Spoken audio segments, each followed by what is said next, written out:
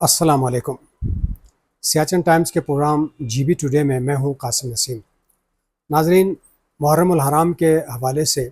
गिलगित बल्तिस्तान बर में मजालिस अज़ा का सिलसिला जारी है और जो उलमा है, ज़ाकिरीन है, वो फ़लसफ़ा शहादत और नवासे रसूल हज़रत इमाम हुसैन अलैहिस्सलाम की करबला के मैदान में दी जाने वाली क़ुरबानी के मुख्तलिफ़ पहलुओं को उजागर कर रहे हैं। दूसरी जानिब तमाम अज़ला के ज़िली इंतज़ामिया और सूबाई हुकूमत जो है अमन अमान को बरकरार रखने और सिक्योरिटी मामलात के हवाले से भी मौसर इक़दामात हुकूमत कर रही है। गुज़श्ता दिनों वज़ीर आला ने मीडिया के नुमाइंदों को बताया कि पूरे गिलगित बल्तिस्तान में अमन अमान की सूरत हाल को तसल्लुबख्श अंदाज में कंट्रोल में रखने और मुख्तलिफ़ तबकों के दरमियान अमन और हम आहंगी के सिलसिले को आगे बढ़ाने के लिए सूबाई सतह पर एक अमन कमेटी के क़याम का फ़ैसला किया गया है और ये अमन कमेटी वज़ीर दाखिला शम्स लोन की सरबराही में कायम की जा रही है, जिसमें तमाम अज़ला से मुख्तलिफ़ मकातिब फ़िक्र के अकाबरीन जो है इसमें शामिल होंगे और वो मुख्तलिफ़ अज़ला में उलमा से, अकाबरीन से राब्ते में रहेंगे और अमन और हम आहंगी के इस सिलसिले को बेहतर अंदाज में आगे बढ़ाने के हवाले से काम किया जाएगा। यकीनन अमन और अमान सब की ज़रूरत है और फ़रोग़ अमन के लिए उलमा का किरदार, अकाबरीन का किरदार, नौजवानों का किरदार बुनियादी होता है कि वह हुकूमत के साथ ताउन करे और जो मिसाली अमन अमान की सूरत हाल है गिलगित बल्तिस्तान में, उसको बरकरार रखने और इसको मज़ीद स्ट्रेंथन करने के हवाले से अपना किरदार अदा करें। दूसरी जानिब गिलगित बल्तिस्तान का जो आला फोरम है,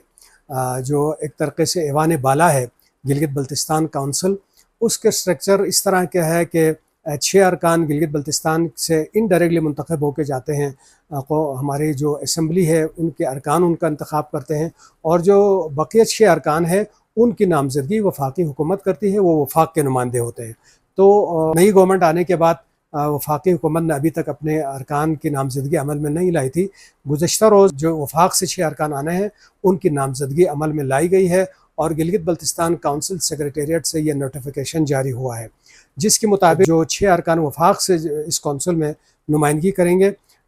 ये हैं ख्वाजा आसिफ साहब जो कि वफाकी वज़ीर दिफा हैं, वो कौंसिल के रुकन बने हैं और साथ ही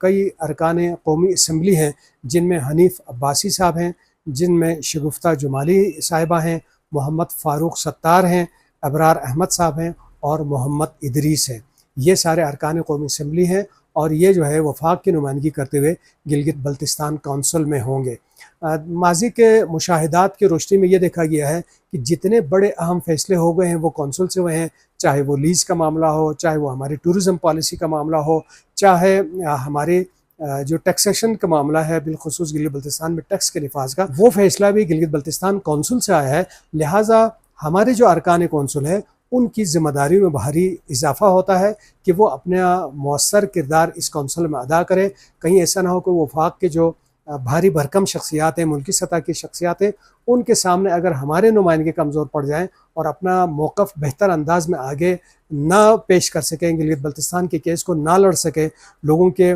जो तहफ़्फ़ुज़ात हैं, जो लोगों के एक तरीक़े से महरूमियाँ हैं, उनका वहाँ पे मौसर अंदाज में दिफा न कर सके, नुमाइंदगी ना कर सके, तो न सिर्फ टैक्सेशन बल्कि दीगर जो भारी इस तरह के फ़ैसले हैं वो आते रहेंगे। लिहाजा इस कौंसिल के जो कंपोजिशन है इसकी तकमील के बाद गिलगित बल्तिस्तान के जो अरकान कौंसिल है उनको चाहिए कि वो कंसल्टेशन में रहे, माजी के जो फ़ैसले थे और उन्हीं की रोशनी में जो आइंदा इजलास के लिए एजेंडा बनेगा क़ब्ल अज़ वक्त उनके लिए तैयारी करें और गिलगित बल्तिस्तान के जो इज्तिमाई मामलात हैं, इज्तिमाई जो मसाइल हैं, उनके हल के लिए अपना मौसर किरदार अदा करें। तो नाज़रीन, कल फिर ताज़ा तरीन ख़बरों के साथ हाज़िर होंगे, तब तक के लिए इजाज़त दीजिएगा। अल्लाह निगहबान।